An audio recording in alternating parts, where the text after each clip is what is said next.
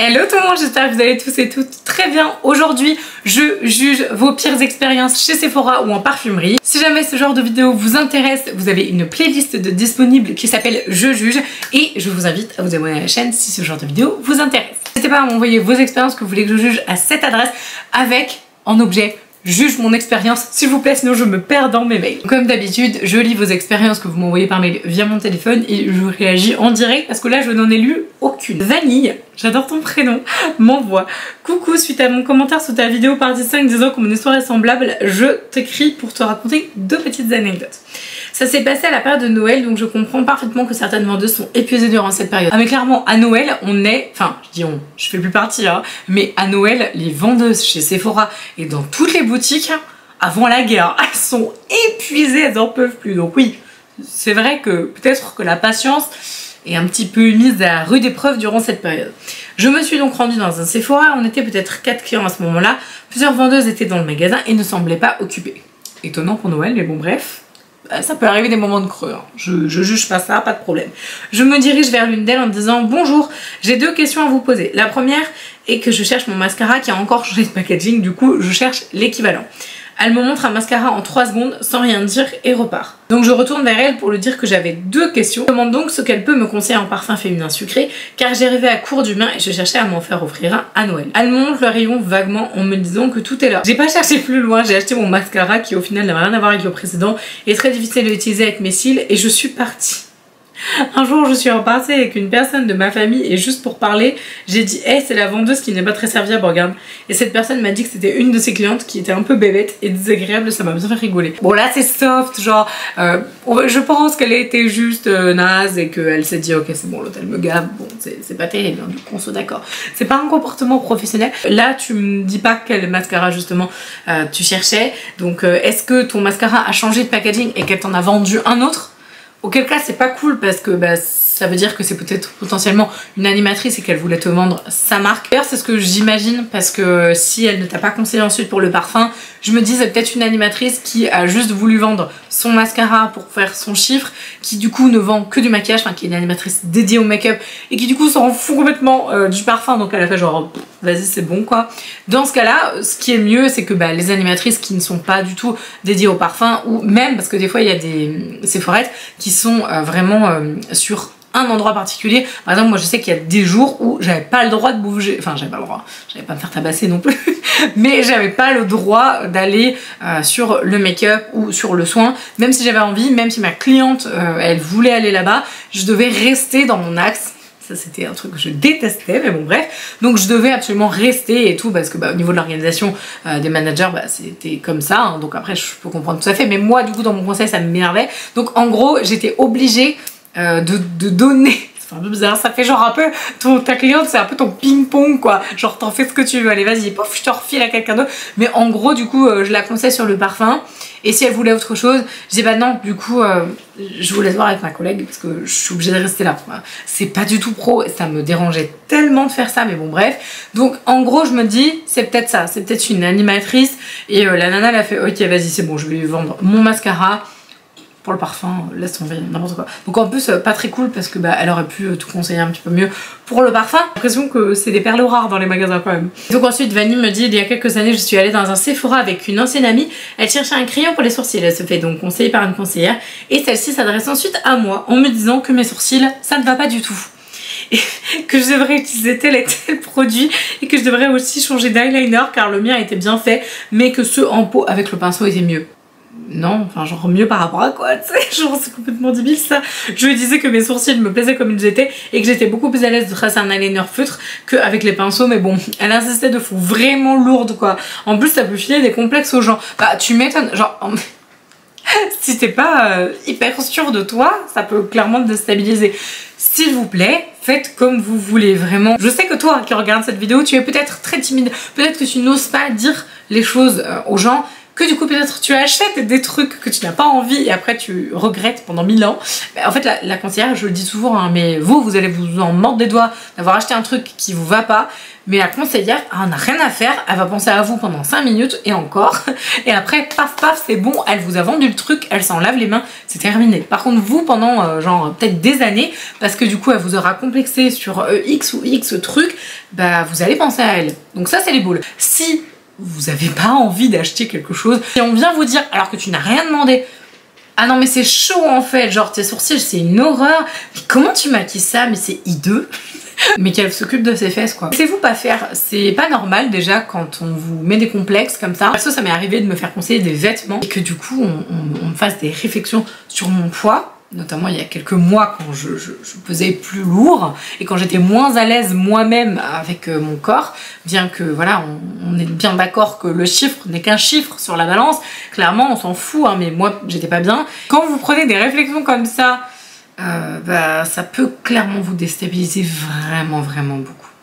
Donc vraiment s'il vous plaît, si vous n'avez pas envie d'acheter un produit ou si vous n'avez pas envie de changer une manière de faire qui vous est propre et qui vous convient, bah gardez-la en fait. Ensuite, deuxième expérience de la part de Alice, je te fais un bisou parce que je reconnais ton pseudo en effet et tu commentes très souvent sur mes vidéos donc merci beaucoup. J'ai vécu ma pire expérience à Sephora le mois dernier, juin 2022 à Nîmes, ville dans laquelle je réside. J'arrive avec 2 copines, j'ai 23 ans et je venais pour acheter un produit Benefit pour les sourcils, mais je ne savais pas lequel prendre puisque celui que j'ai acheté avant n'existe plus, la palette Benefit Bicolor en forme de sourcil. Ah oui c'est vrai, c'était pas mal ça.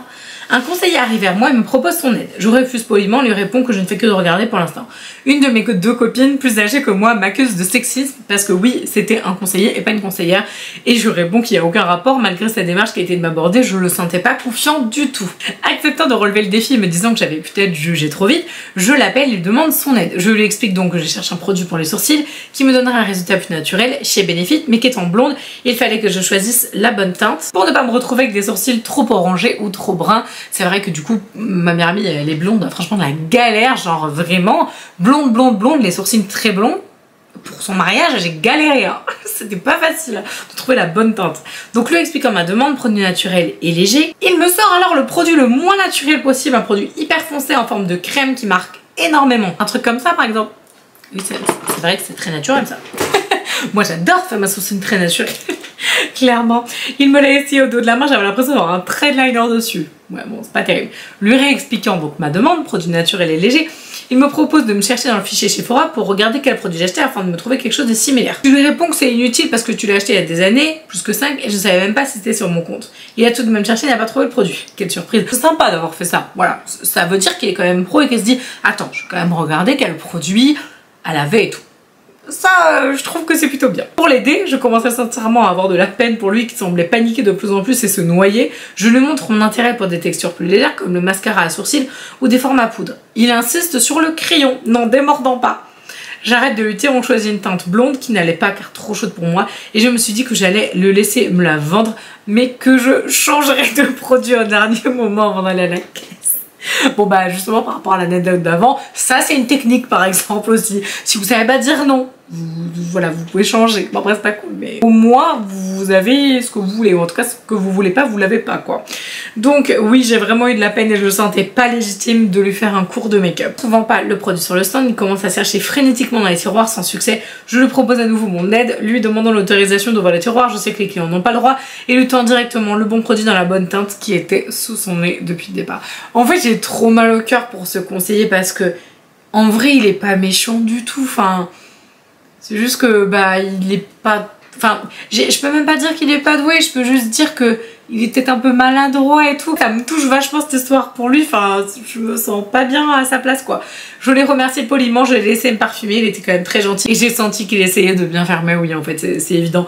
J'ai fait mine de me diriger vers la caisse, j'ai attendu ne plus être dans son genre de mission pour aller reposer le produit et en prendre un plus adapté. J'ai opté pour le mascara pour les sourcils dans la teinte la plus claire et je ne regrette pas du tout mon choix, bon bah tant mieux. Je suis repartie avec mon achat en me demandant si c'était son premier jour ou si elle n'allait pas être renvoyée dans la journée. Un achat qui m'aurait peut-être pris 5 minutes a été effectué en plus de 15. C'est un peu le conseiller qui t'a servi à rien. Honnêtement le pauvre je pense qu'il voulait vraiment bien faire et du coup je te dis j'ai de la peine en fait pour ce conseiller parce que je pense qu'il s'est dit bah faut vraiment que je l'aide quoi. Et du coup peut-être que pour lui il se disait non mais c'est vraiment ça, il faut qu'elle prenne ça et tout. Il avait, je sais pas, il avait peut-être une idée dans sa tête de maquillage qu'il allait te faire, tu vois, et les sourcils ils partaient dans le mood de te faire des sourcils hyper, je sais pas, j'en sais rien. Bref, donc bon.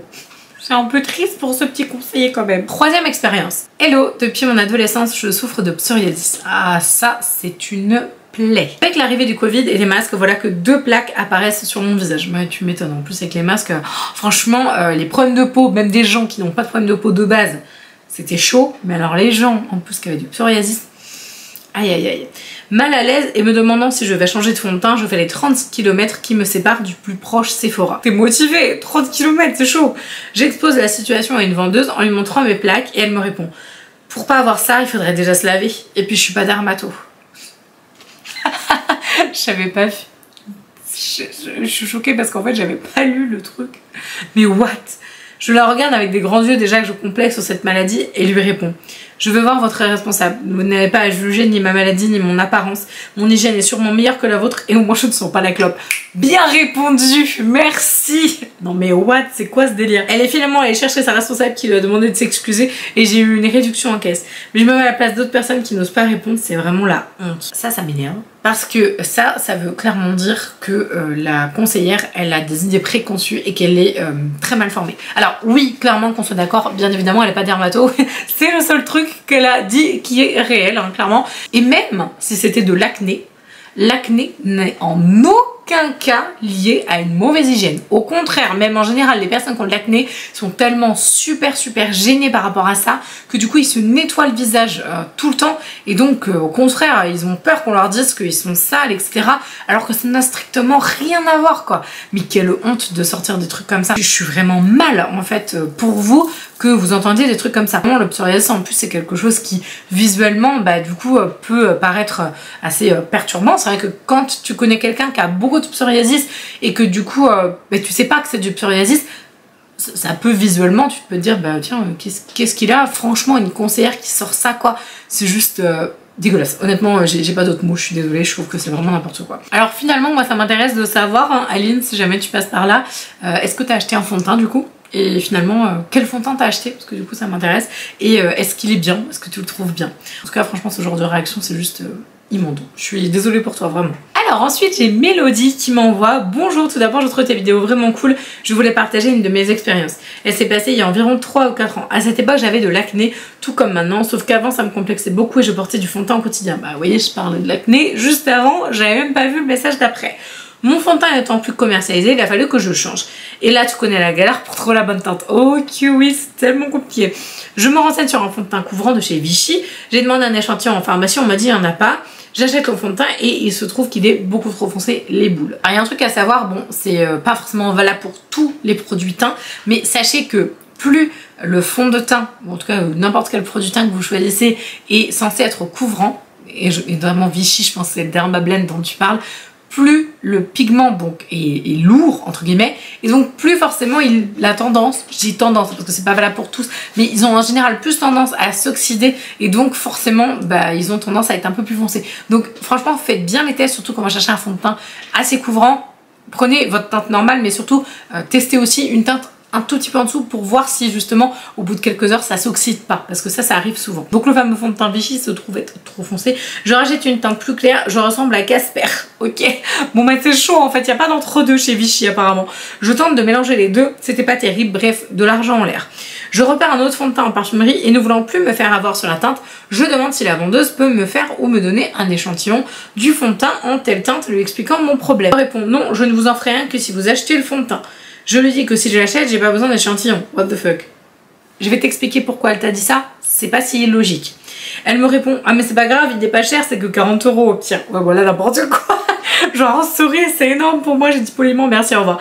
Si pour elle jeter 40 € par la fenêtre c'est rien, c'est pas le cas de tout le monde. Je pense qu'elle aurait pu me conseiller ou bien me le faire tester. Je pense qu'elle avait pas envie de s'emmerder avec moi. On a visiblement pas les mêmes valeurs. J'adore la fin du message, je suis mort de rire. Alors, ce qu'elle a fait, c'est cohérent. Quand je travaillais chez Sephora, on me disait tout le temps ça.